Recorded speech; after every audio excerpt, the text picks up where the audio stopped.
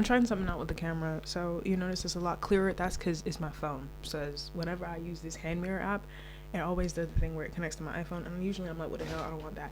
But it's 2026, let's try something new. I'm not gonna be using this light either because it makes me look like I have a skin condition. No hate to those with skin conditions, I just don't have one. So I don't think it's fair to appropriate your culture. But yeah, no, I do stand by what I said.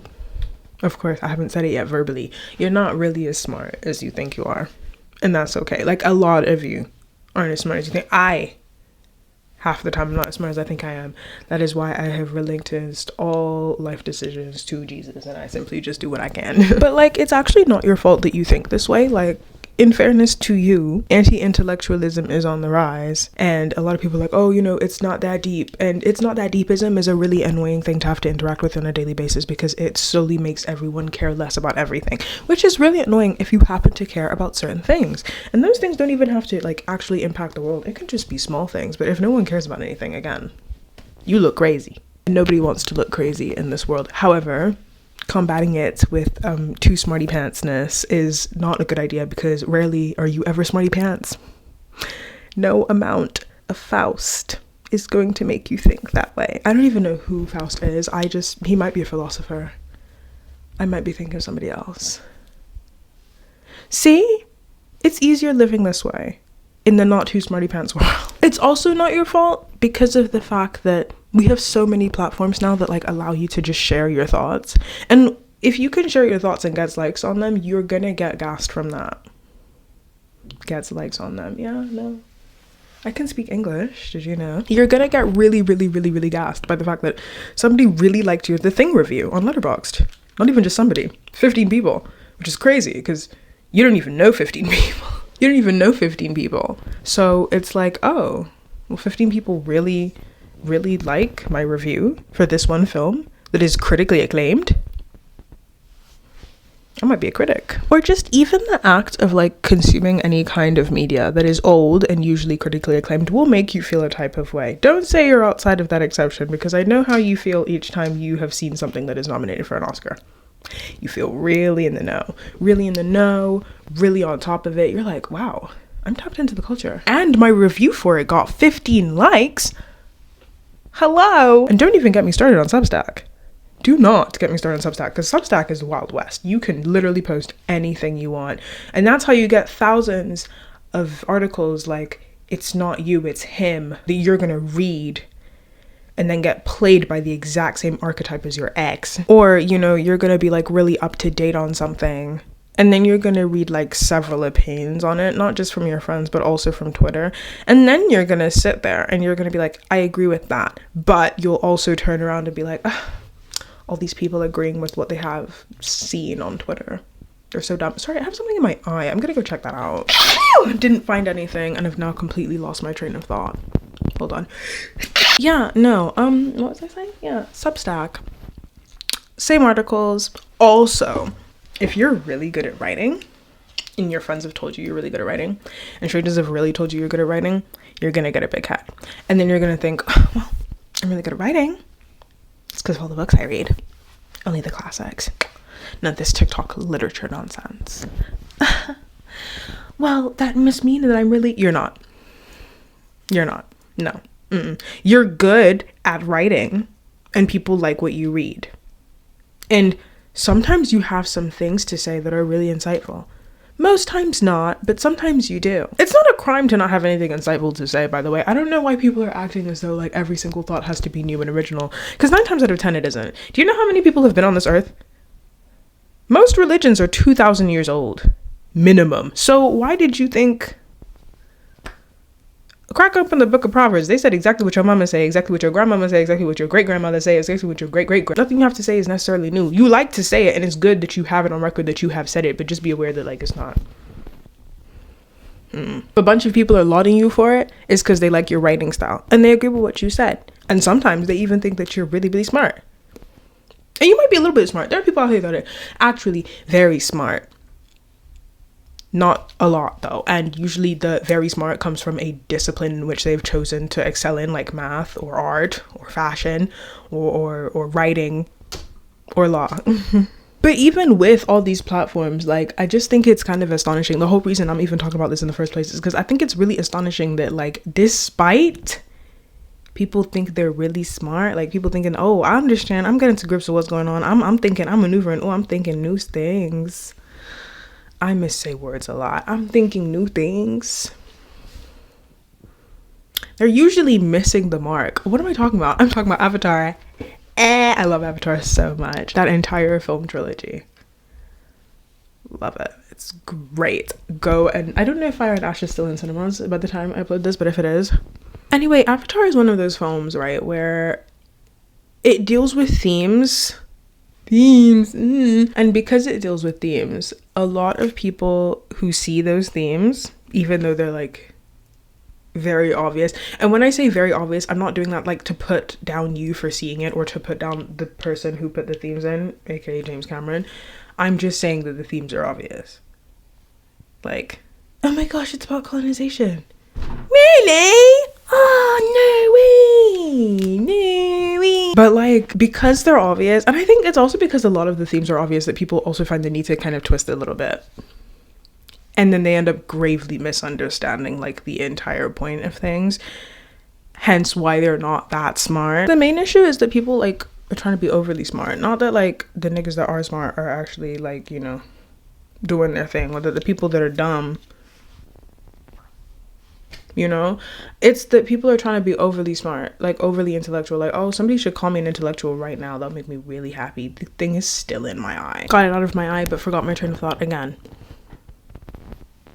That's the way life goes. Anyway, yeah, no, people that want to be called really intellectual, want to be called that, kind of low-key think that they're that, will now start to like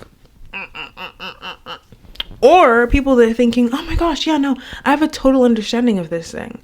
Not necessarily because they want to be called intellectual, but because they believe that they have the brain capacity to do that. And it's like, when I say that, I also kind of sound like an a-hole, but like, it's true. Some of you get the things that some people are saying, I'm like, did you watch like, it's all well and good you think you really like, yeah, like I'm on the ground with this one. You're not on the ground with anything, because what do you mean Neytiri hates Jake? Huh? Like, a small anecdote, right? A small anecdote. Everybody thought they knew what the hell they were talking about when they were like, oh, spider. Oh, spider is like, you know, oh, he's the white man. He's so annoying. He this, he that, he this, he that. Oh, I can't believe that they let his colonizer self, Goro Kuron. Only for me to watch the actual film. Kitty did that. Kitty literally changed his cell structure to the plants on the planet, and then he started growing the like, oh my, you really think, bear in mind there's some people out there that are really thinking, yeah, no, I'm so like I got the mark with that one. You didn't get the mark with anything, but you had so much hubris that you thought, like, hello, did we believe you me, I was shocked, and I feel personally hurt by that, because I really thought, sorry, there's blue sky outside, and like, I'm really admiring it. Don't you just love when blue sky shows through the clouds? It's so pretty. Although I think a part of that really does come not necessarily from intellectualism, but some of that comes from the fact that people think they're too witty. I'd say that if I were to categorize the three problems, don't know if I can come up with oh yes, I can come up with a third. People either think they're too smart, they think they're too witty, or they think they're too powerful. You're actually none of these three. Like, you don't got power to do anything. Some of y'all, no power at all. You like to think you do. You got power to do stuff with your life insofar as you have control of it, but like the witty part, but that's why podcasts exist in such a high amount. You have people starting off podcasts that quite frankly have no business starting off podcasts, and they're just out there shooting their mouth off advice. It doesn't really make any sense. It isn't really smart to follow in this situation that's just been written to them. And it's like, yeah, every piece of advice you give is based off of your own environment that you've been grown up in. But it's like, sometimes I'm like, really? Really? And again, I've been told by mostly my friends that they kind of have an obligation to tell me this. They're like, oh, you do well in a podcast.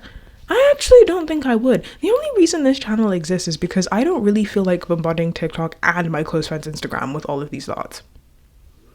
That's why. Also because YouTube is a really like cute and cozy thing to do, and it's really adorable, you know? It's like a less pretentious version of Substack. I have a Substack, by the way, but I'm not going to link it anywhere. And I don't really tell people I have it because I don't care enough. Like 9 times out of 10, that Substack gets used roughly once a month, if even that. That's a bi-monthly schedule. Some people have podcasts for nefarious intentions, aka the Whatever Pod. Fresh and Fit, if that's still a thing. I don't even think that's still a thing. I think they disbanded, didn't they? I think. I feel like a grandma. No, the witty thing. Oh, wow. Like sometimes you hear people and you're like, oh, you thought that was really... If I had to categorize it though, I think I would actually prefer somebody start a podcast over Substack, because Substack, there's already that air of my words are so important. Don't get me wrong. Your words don't mean absolutely nothing, but it's like time out. Because each time you start writing about the women of today, like, you know, stop getting played by these men. Okay.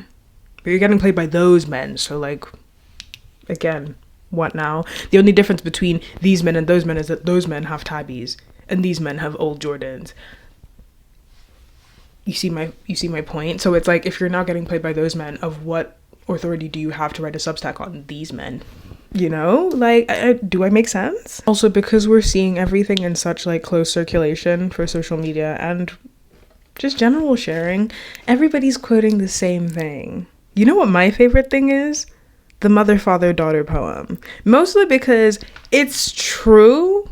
Like, yes, okay, daughter, you exchanging knowing looks at your daddy don't mean that you as a woman won't be perceived as crazy. But also, your mama could be crazy. Some of your mamas are crazy. You know that. Don't use that to start pretending to be like, oh, I have sympathy for my mother.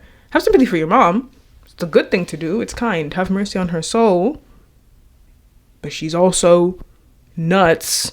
Not my mama, though. Y'all stay over there with that. Another downside of intellectualism or over-intellectualism is that you really do think the two things can't be true at once. Like, some of you hoes only exist on one binary. One. Just one. Oh, this happened, then that means this happened. What about that? That don't exist. It's only this. What? Like, what? Guys, come on. Like, hello. I don't understand. Why are we so... I'm talking about the spiritual realm. That's what I'm talking about. I did admittedly see something on Twitter, and this person made a really great point where they're like, even if you don't believe it, they clearly believe it. The people on that island, they believe it. So what? Oh, the conspiracy theorists are so kooky, you know. I would never believe such a thing because I have small Miu Miu glasses and I wear flat shoes everywhere and I never wore a heel in my life. That was a personal attack. I'm aware that like half of this isn't really making sense, but that's kind of the entire point. Not like, oh, everything's absurd. Just this is the way that this is the way I planned it out to be. That was the intention. There's no need to read between the lines. And I guess it's like the reason why I don't really like over-intellectualism so much is because it really encourages pride. Like, you're kind of like a newborn baby. You kind of are. Like, most of you are no older than like, I say most of people are like not even over 25 and you're out here like making blanket grand statements and wearing like dark wash jeans, selvedge denim, walking around in like a bolero. You know the tops that like kind of cut weirdly where they don't have a sleeve and they're kind of like that? I think I have a top like that. Anyway, you're walking around and you have a book in hand in your small little book bag, your Balenciaga City bag, black color. There's a little, if you're funny, there's a little bit of a plumeria clip on it, hair clip. Yeah, if you're feeling funky, that's what's on the bag. And you're walking around and you're like, well, yeah, I know so much because I've read so much, and you know, wow. And I listen to Enya occasionally. You may not actively think that you're being smarter than other people, but to an extent, you're like, well, you know. Meanwhile, yesterday, you just figured out the concept of evil from the files. You're just learning about that. Like, you're just the concept of evil. You're just not like evil in like a, oh my gosh, that's evil, but like actual like evil. You're just finding out about that. So how smart are you really? You get what I'm saying, right? It's like you're not ever that knowledgeable.